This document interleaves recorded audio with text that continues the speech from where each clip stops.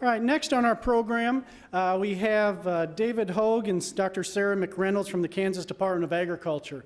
Certainly, as we look at some of the plans and the potential for foreign animal diseases in particular, all producers, regardless of size, and this affects from the largest producers down to some of the smallest and even some of our youth families that just have a couple 4-H hogs. If something was to come into play, what happens in terms of transportation? What are those plans? And one of the things the different Department of Ags across the country are doing is working with producers to begin to get more familiar with having a secure plan in place. And with that, we'll turn things over to David and Sarah to briefly discuss here in Kansas the efforts underway in that arena.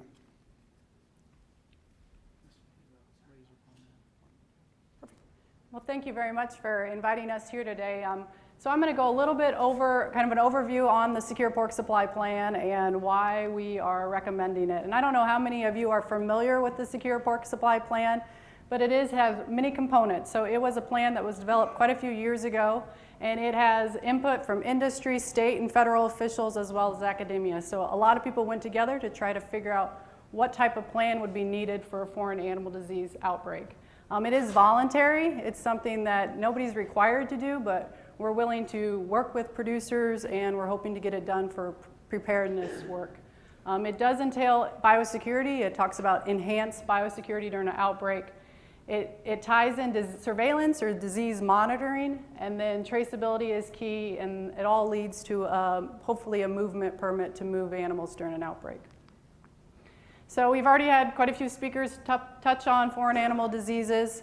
They are diseases that we don't have currently in the United States, and they certainly, all three of the ones in the swine industry that we talk about have trade implications, certainly disruptions to the U.S. food supply and other impacts to the industry.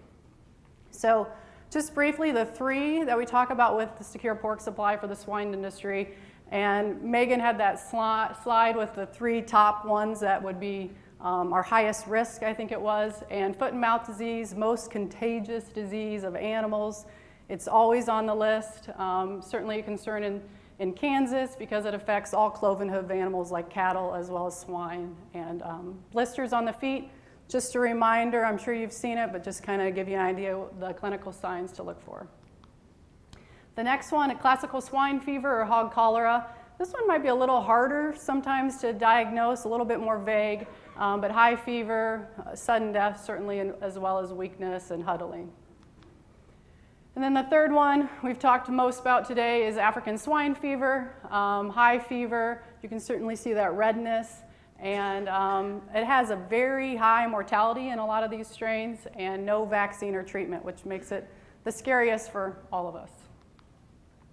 And we've already seen maps of the rising threat of African swine fever. On your left-hand side is China, some outbreaks, as well as Eastern Europe. They're having quite a few cases too. So it is something that we see it always in the world, and all of these diseases we're seeing in other countries, but with the rising threat of African swine fever in China, we're a little bit more concerned than normal. So the challenge with the disease response is we always try to have to figure out how we can protect the industry while protect them from spreading that disease while also not trying to kill the industry. So on the outbreak response, in Kansas, day one of an outbreak, we are going to stop movement, and we're stopping movement for African swine fever. It will be swine. For foot and mouth disease, it will be all those species, because we want to try to stop the spread of the disease. So that is our number one concern. That's how we feel like we can save the industry and stop the spread. So stop movement is going to happen. We will allow time for animals that are moving to get to where they're going. So if animals are on the road, we do want them to get to where they're going, so we'll maybe have leeway. 12 hours later, movement will stop. And the next thing for producers is to consider what happens if they aren't able or how quickly they can move those animals again. In the swine industry, it's certainly a big concern because animals need to keep moving. But just a little bit on those contingency plans. Next, when that movement can resume, we don't know how long that will be. We kind of want to see where that outbreak is. But then this is where that secure pork supply comes in. We certainly want to have the enhanced biosecurity in place, and that's with your secure pork supply plan, disease monitoring and surveillance, and movement permits. So Before we can feel comfortable letting animals move off a farm, we want to make sure that that enhanced biosecurity is in place. We want to see records showing that that biosecurity has been taking place, and then surveillance. We know that's our best surveillance for most of these diseases, is to know that in the past 14 days, we haven't seen any unusual death loss or clinical signs. So that is a big part of this. And the next thing is moving for those permits. So once we feel good, we see the paperwork. If you want to move pigs to Missouri or Nebraska, we have to be able to sell your site to that other state, because they also don't want to take animals in. So what's one thing we want to do to protect the Kansas industry is be able to say, this site has enhanced biosecurity, here's their surveillance records for the last 14 days, they have put the plans in place, and here's a movement permit to allow that to go in. So that is the next step and something that you'd be working with us. So the Secure Pork Supply Plan, I already mentioned, it is a voluntary tool. It's something that we want to work with the industry. The Secure Pork Checkoff and USDA funded these plans. And at this point, we just want to try to help the industry get these plans in place at their sites. The three goals of the plans is to support the economic viability of the pork industry, provide guidance to decrease the disease spread, as well as communicate biosecurity standards, and that's what I already mentioned, from one state to the other. The plan components, just to kind of give you a broad overview, we are happy to talk to anybody more about these plans to get into detail. We do, securepork.org is the national site, so all the states are using the same type of template and guide. We do require a premises ID number. We want the site to have a biosecurity manager, somebody on that site who will make sure that plan is being implemented. We also want to make sure there's an enhanced biosecurity plan. A lot of operations might already have a biosecurity plan. You don't have to write a new one. You can adjust this one to meet the enhanced biosecurity standards. And we have people in our office who will be able to look over that and help you get to the Secure Pork Supply Plan level. I already mentioned a little bit on the record keeping. We also, in an outbreak, we want to be able to trace animals. So having good traceability records is key, because we want to see if animals, where they have come from and where they're going in an outbreak, so we can quickly try to contain the spread of any disease. And then the last one is make sure employees are always trained. New employees are coming onto your site. Make sure they know what that Secure Pork Supply Plan looks like on that site. And the last thing I'm just going to show you is here a premises map. This is just an example of what the plan looks like. So we have our biosecurity plan in place for these Secure Pork Supply premises, but we also provide a map. So someone looking at it can kind of see what that plan looks like visually and help keep everybody who works there an idea where that line looks like. And that's one thing that when we're happy to work with producers, we can talk through that and show you what that would look like at your site. So I'm going to hand this over to David Hogg. Thank you. So we really do take this very seriously in Kansas. We have a stated goal that as a state, we want to be the most prepared place in the nation to respond to a disease outbreak like this. Whether it's foot and mouth and it's going to affect a large sector of the overall agricultural economy, or something more closer in like African swine fever that's going to be more just one sector, we want to be ready to respond and to be prepared for that. And so we have a number of ongoing projects really to meet that goal. The Secure Pork Supply Plan is one of those. It's really kind of looking at the preparedness mitigation side of things. What can we do proactively before an event happens so that we can, number one, keep your animals safe, but then number two, keep that movement going. The other thing that we do very regularly as a state is our annual functional exercise. We're the only state in the nation that does this on a regular basis, and so we have a commitment from our administration, from other state agencies, that we do a large multi-day functional exercise every year in December. This will be, I believe, the 6th consecutive year that we've done one. This year's exercise is called Rampart. We named them just because it helps you remember which was which year. But these exercises, we use real producers and real sites and real locations in these exercises. We're not making things up.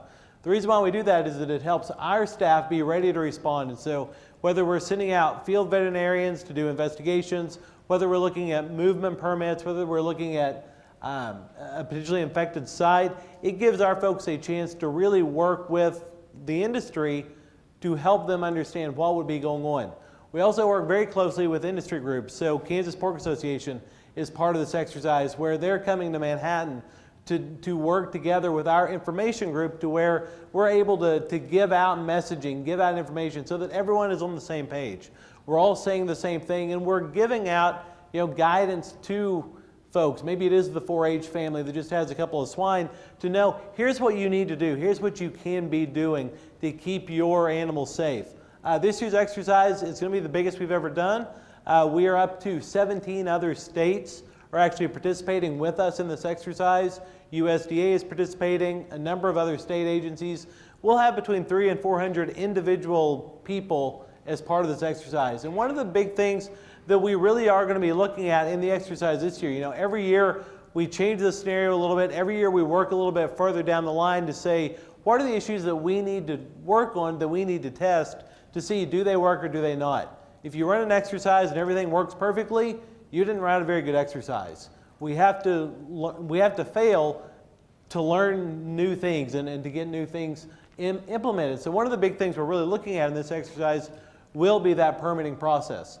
How do we move product? How do we move animals during this outbreak? And is there a process where we can do that both in-state and across state lines? So it's going to be a major outcome from this exercise, hopefully, is seeing what we have right now.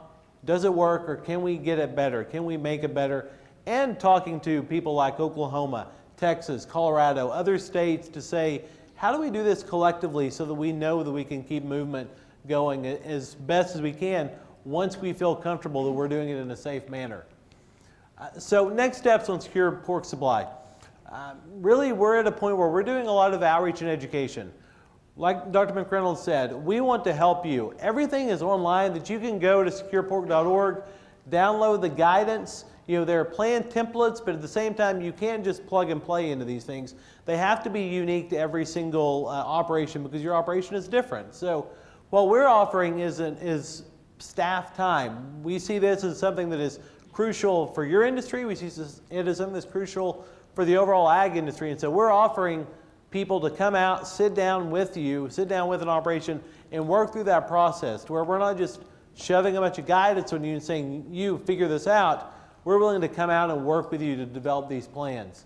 Again, we communicate regularly with our packers, with our retailers, helping them understand this is important to make sure that we keep that food supply going, but also from a standpoint of even just a public perception, knowing that this industry is doing everything that it can to keep your animals healthy, to keep them safe.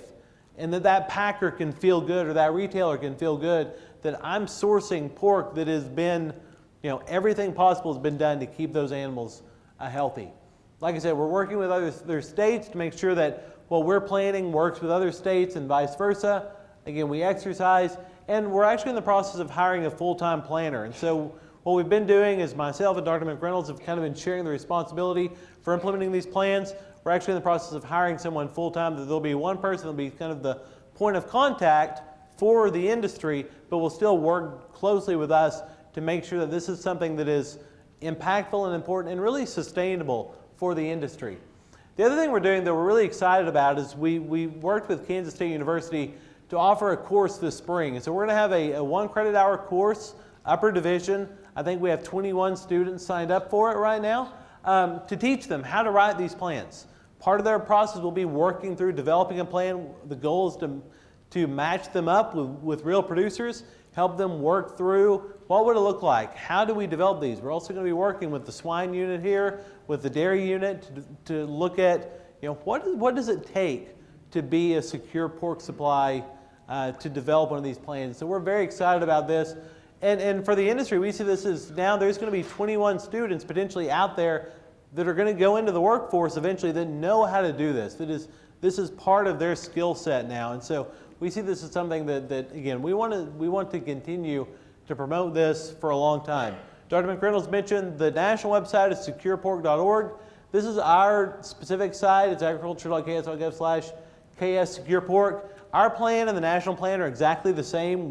Nothing has changed by Kansas. All we're doing is offering that additional step to say, if you contact us and say, we want to participate in this program, we're going to work out a time to come out and visit with you and sit down with you to help develop that plan, because we see this as so important to your industry and to what we do is keeping all of Kansas safe during a high consequence foreign animal disease event. So with that, thank you very much. Again, thank you for inviting us. You have our contact information there. Again, there are also, I know, brochures out on the Kansas Pork Association booth outside.